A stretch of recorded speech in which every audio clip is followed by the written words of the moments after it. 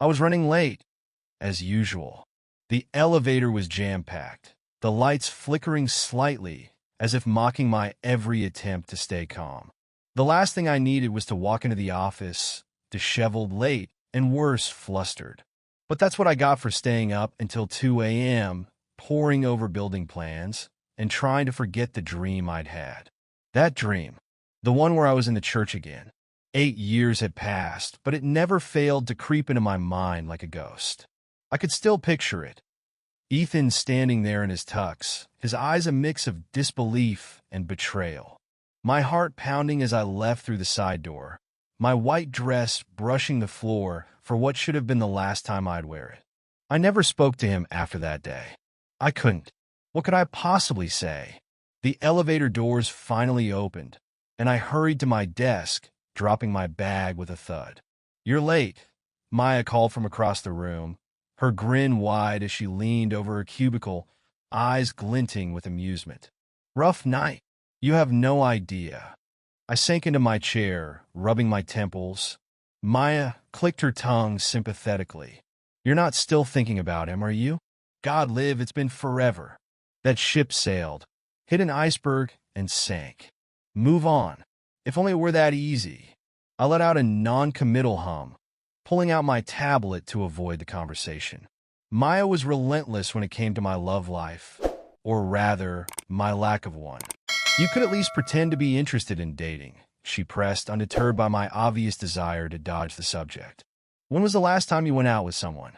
You're going to turn into one of those old ladies with 100 cats if you're not careful." "I don't even like cats," I muttered, scrolling through my emails. Most were work-related, but one subject line caught my eye. "Coffee?" That was all it said, but the name next to it made my breath catch. Ethan Wright. I blinked, half expecting the name to disappear, but it stayed right there on the screen, taunting me. Ethan. My Ethan. The man I had left standing at the altar all those years ago. I hadn't heard a word from him since, and now, out of nowhere, he was in my inbox. My throat tightened as I stared at the email, my mind whirling with a mix of panic and confusion.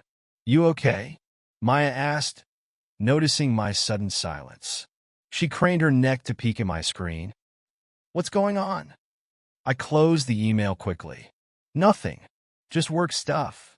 Maya squinted at me, clearly unconvinced. "Liar. Spill it." I sighed, defeated. "It's Ethan." Her eyes widened in shock, but quickly narrowed into suspicion. "No way. That Ethan?" "Yes, that Ethan," I whispered, rubbing my temples again, as if that would somehow ease the storm brewing in my chest. Maya was at my desk in an instant, leaning against the edge like a hawk about to pounce on juicy prey. "What does he want? Revenge? Closure?" "To tell you he's happily married now, with 3 kids and a dog." "I don't know, Maya. He just sent an email saying coffee." Her eyebrow shot up. "And what are you going to do? Meet him?" I stared at the email again, my finger hovering over the delete button. A part of me wanted to pretend I'd never seen it, to keep Ethan buried in the past where he belonged. But curiosity got the better of me. What did he want after all these years? "I don't know," I admitted, "but I guess I'll find out." The cafe was busier than I expected. I arrived 15 minutes early, figuring it would give me enough time to prepare myself.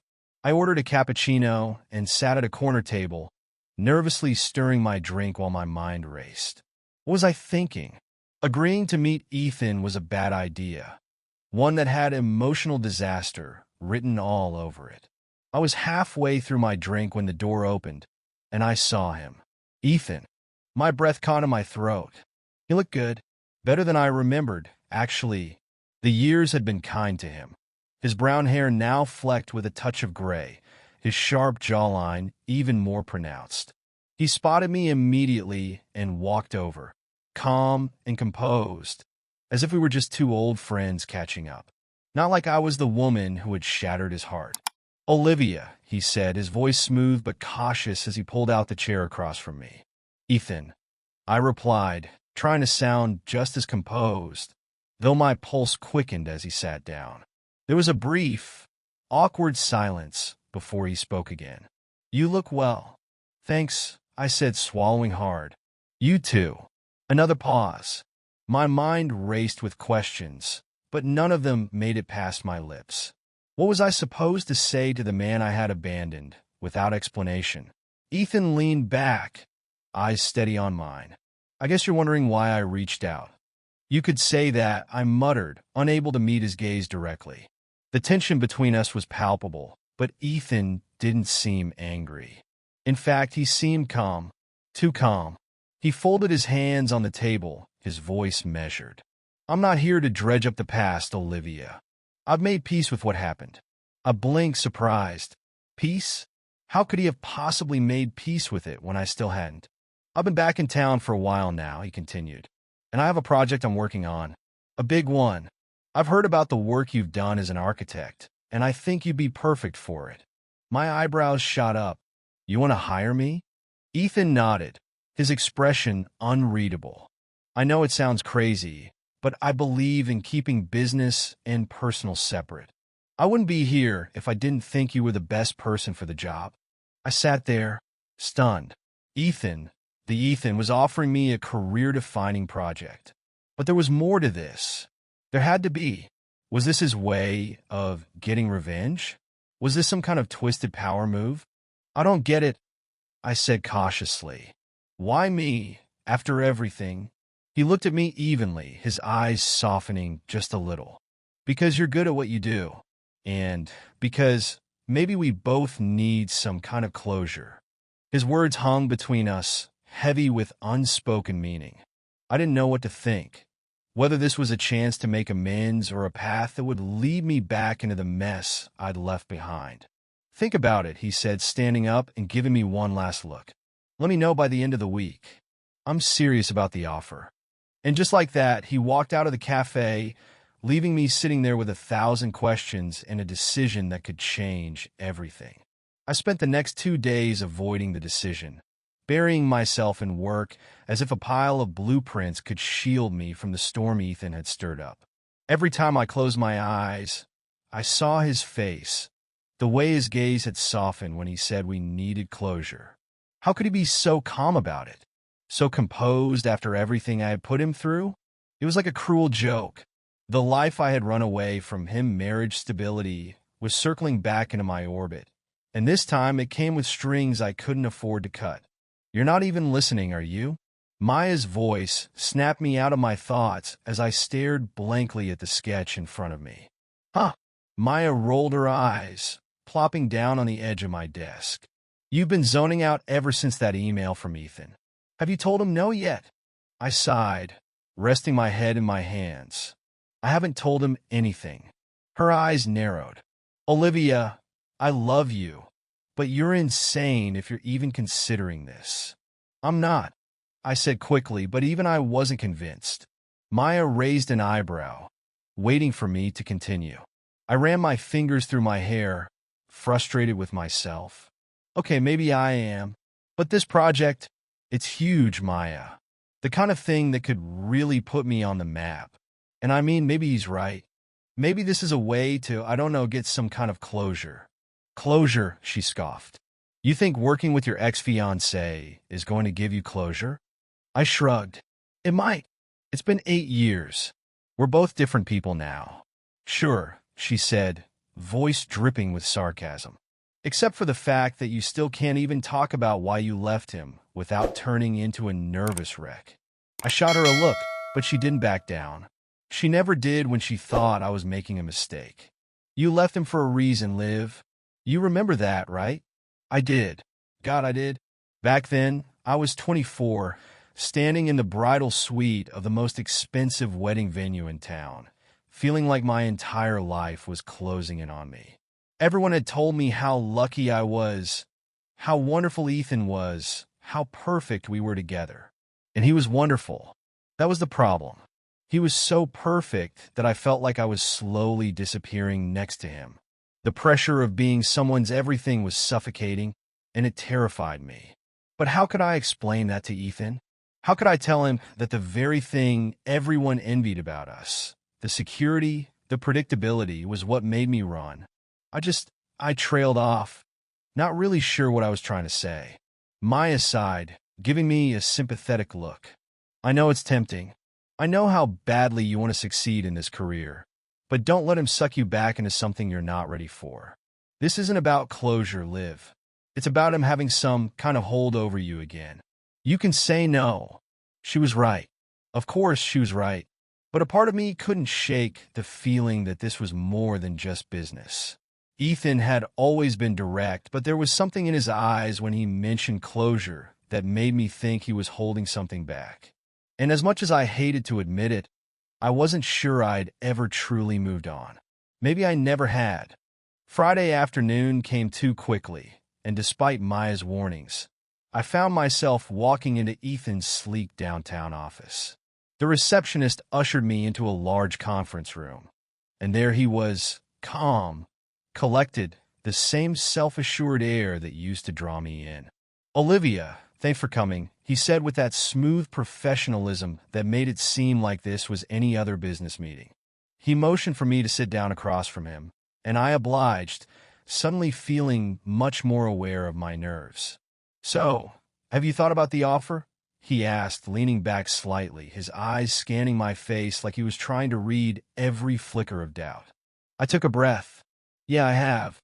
It's an incredible opportunity, Ethan, but you've got to admit it's a little strange. I mean, you reaching out to me after all this time, after everything." His expression didn't change, but I saw a flicker of something in his eyes. He nodded slowly, as if he'd expected me to say that. "I get it. And if this were just about the past, I wouldn't be doing this. But like I said before, I've moved on. And I've always respected your talent, Olivia. We need the best for this project, and that's you." I studied him, trying to decipher whether this was really just about business. His face remained impassive, his words carefully measured. I wanted to believe him. I wanted to believe that we could somehow put the past behind us, but I knew better. Nothing about this was simple. I need to know that we're not walking into some emotional minefield. I said finally, my voice quieter than I intended. "I'm not the same person I was 8 years ago, and I'm guessing you're not either. But that doesn't mean there aren't unresolved things between us." Ethan sat up straighter, his gaze steady on mine. "You're right. We're not the same people. And that's exactly why I think this could work. We're not trying to be who we were. We're just working together." It sounded so reasonable when he said it, like the past was some distant memory that we could file away and move on from. Maybe for him, it was. "And what if it doesn't work?" I asked, not really sure whether I meant the project or us. "If it doesn't, then we part ways professionally. No harm done," he said, a small, reassuring smile tugging at his lips. I stared at him, torn between the instinct to run and the realization that I didn't want to run this time. I was tired of running, tired of hiding from what scared me. Maybe Maya was right. Maybe this was a bad idea. But there was a tiny voice inside me whispering that if I didn't face this, I'd regret it forever. "Okay," I said slowly, the words tasting unfamiliar on my tongue. "I'll do it." Ethan's smile widened, and for the first time in years, I saw a glimpse of the warmth that had once made me fall in love with him. "Great. We'll start next week. I'll send over the details," he said, already slipping back into business mode. I nodded, trying to shake the unease that had settled in my chest. But before I could get up, Ethan hesitated, his voice softening. "Olivia, for what it's worth, I'm glad we're doing this. Whatever happens." There it was again, that flicker of something deeper. Something unresolved. I stood, forcing a smile as I gathered my things. "Yeah, me too." As I walked out of his office, my heart raced, and I couldn't shake the feeling that this was only the beginning. The beginning of what? I didn't know yet. But I had a sinking suspicion that this wasn't just about business. Not for either of us. By the time I got home, the weight of my decision had fully settled in. I sank into the couch, my mind buzzing. Maya was going to kill me when I told her. But more than that, I was terrified. Not of the project. No, I could handle that. What scared me was the idea that maybe, just maybe, I hadn't moved on from Ethan after all. The worst part? A part of me didn't want to. The project kicked off quickly, and I threw myself into it, desperate to keep my mind focused on work instead of the emotional storm brewing underneath. Ethan was professional, always polite, but there was an unspoken tension between us, like we were both tiptoeing around a past that neither of us wanted to fully confront. For the first few weeks, everything went smoothly. Ethan and I managed to keep things strictly business, communicating through emails, scheduled meetings, and the occasional text about deadlines. The project itself was massive, an urban revitalization that would turn a forgotten part of the city into a modern, vibrant space. It was the kind of project every architect dreamed of, and I was leading the charge. But with every interaction, I couldn't ignore the elephant in the room. The past wasn't just lingering. It was lurking, waiting for the right moment to break free. And I could feel it coming. One evening, after a long day of back-to-back meetings, I found myself in Ethan's office going over blueprints. We'd been working for hours, poring over details, adjusting plans, and trying to solve a design issue that was driving both of us crazy. I still think we should move the main entry point to the south side, I said, pointing to the layout in front of us. It makes the most sense with the flow of foot traffic. Ethan, sitting across the table from me, rubbed his chin thoughtfully. Maybe, but then we'll have to rearrange the entire pedestrian pathway. Are you sure that's worth it? I sighed, leaning back in my chair. It'll save us headaches down the line. He smiled, a small, tired one that made my heart tighten. You always did think 3 steps ahead. That's one of the things I admired about you. The words hung in the air, heavy and loaded with meaning. I pretended not to notice, quickly scribbling a note on the blueprint. But I could feel his eyes on me, the weight of everything unspoken pressing down on my chest. Olivia, he said softly, his voice cutting through the silence. I froze, my pen hovering over the page. I think we need to talk. I looked up, meeting his gaze. His face was calm, but there was something raw in his eyes, a vulnerability I hadn't seen in years. My heart started racing. About what? I asked, even though I already knew. He sighed, leaning forward, his elbows resting on the table. About us. About what happened. We can't keep pretending it didn't. Not if we're going to keep working together like this. I felt a knot tighten in my stomach. I had known this moment was coming, but that didn't make it any easier. Ethan and I thought we agreed to keep this professional. I know, he said, his voice quiet but firm. But it's not that simple, is it? Not after everything. I set my pen down, the tension in my chest rising.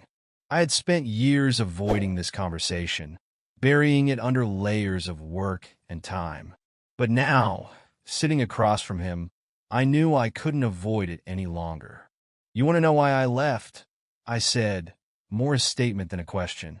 He didn't respond right away, just watched me with those piercing eyes of his. I think I deserve to know. I took a deep breath, trying to steady myself.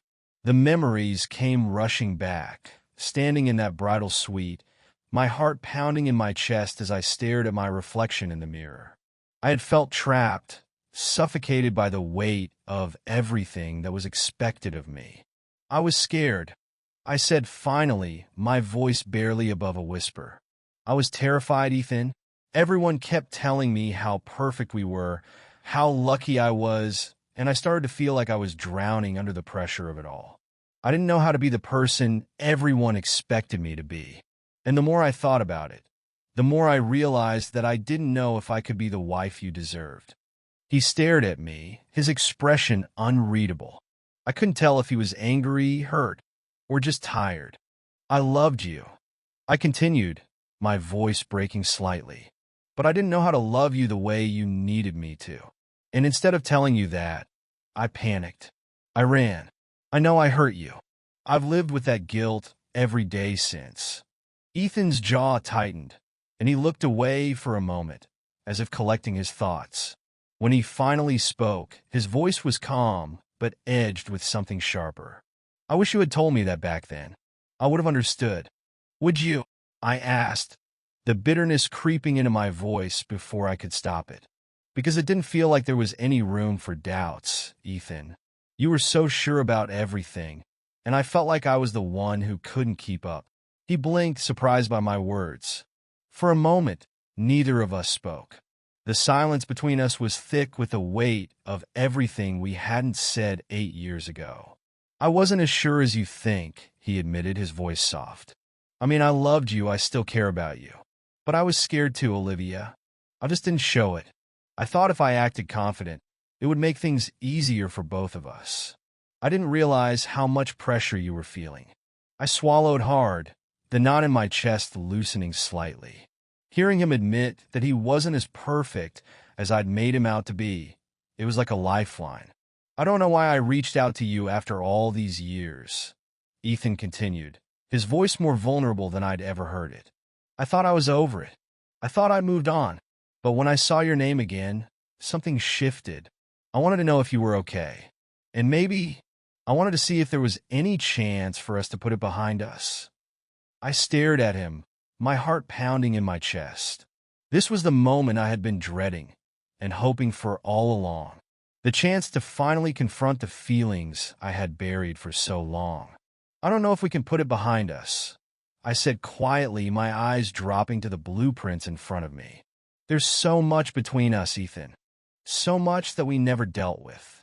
He nodded slowly, his eyes searching mine. I know, but I think we should try, even if it's just to get some closure. Closure. The word hung in the air, heavy with meaning. We both knew it wasn't just about closure.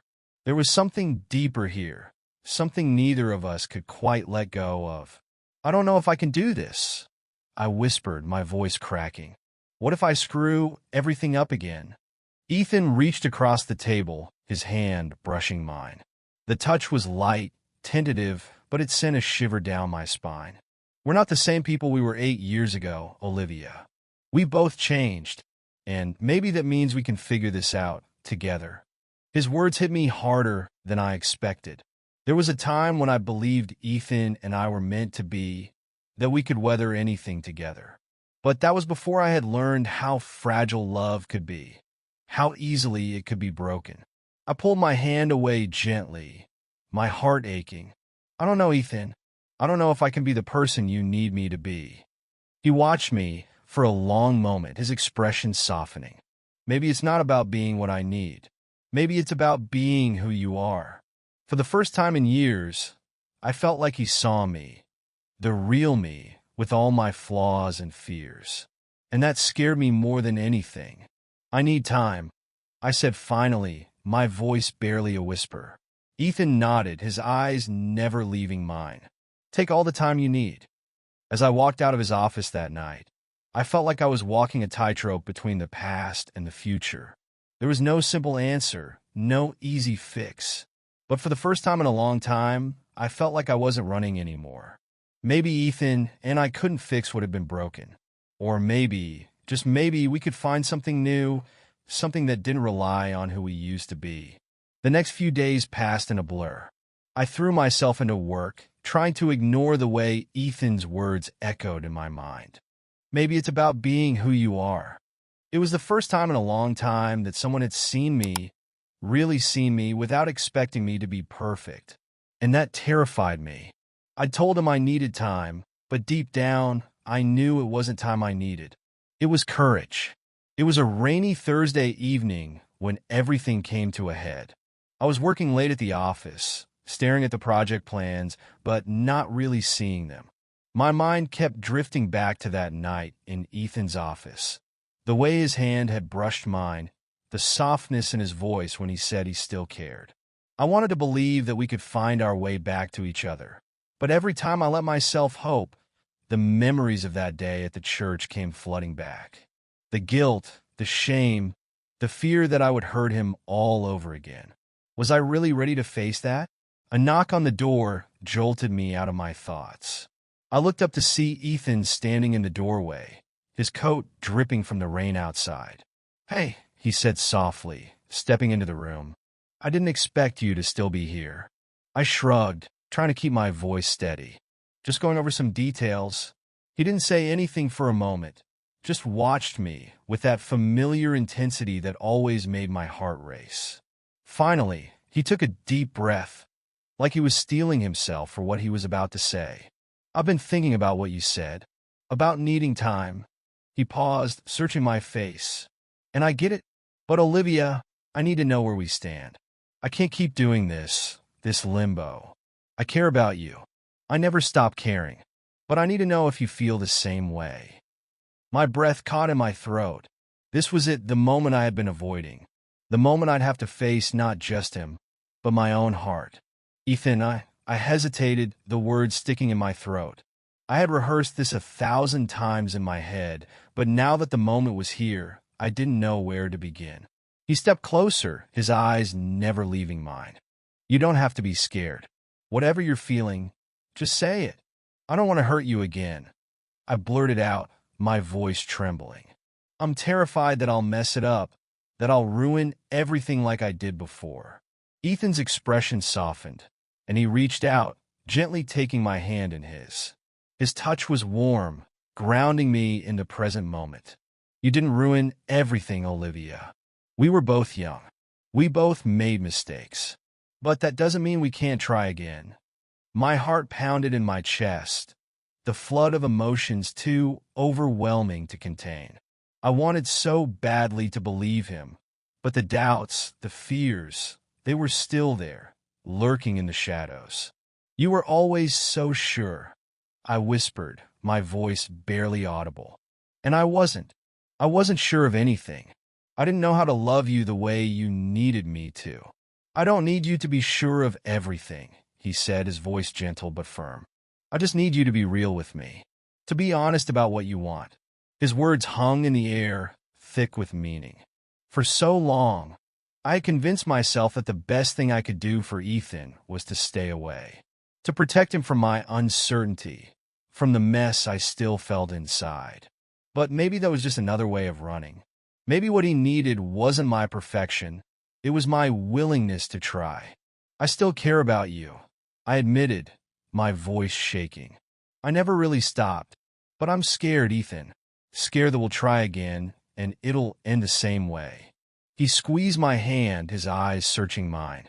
"That's the thing about taking a risk. You never know how it's going to end, but I'm willing to take that chance if you are." I stared at him, my heart pounding. All the fear, all the doubt, they were still there, swirling around inside me. But underneath it all was something stronger, something deeper. "Hope. I don't want to run anymore," I whispered, the words spilling out before I could stop them. "I don't want to keep hiding from what I feel. But I need you to understand that I'm not perfect. I'm still figuring things out. And I might screw up." Ethan smiled, a soft, genuine smile that made my chest ache in the best way. "I don't need perfect, Olivia. I just need you." I swallowed hard, the weight of his words sinking in. For so long, I had thought that in order to be with Ethan, I had to be flawless, that I had to have all the answers. But maybe that wasn't true. Maybe what he needed, what we both needed, was to accept that we were two imperfect people trying to figure things out. And maybe that was enough. "I want to try," I said finally, my voice steady now. "I want to see where this goes. But I need to take it slow. No pressure, no expectations. Just us." Ethan's smile widened, relief flooding his features. "That's all I've ever wanted." He pulled me into a gentle hug, and for the first time in years, I let myself relax into his embrace. It felt like coming home. The next few weeks were a whirlwind of work and cautious steps towards something new.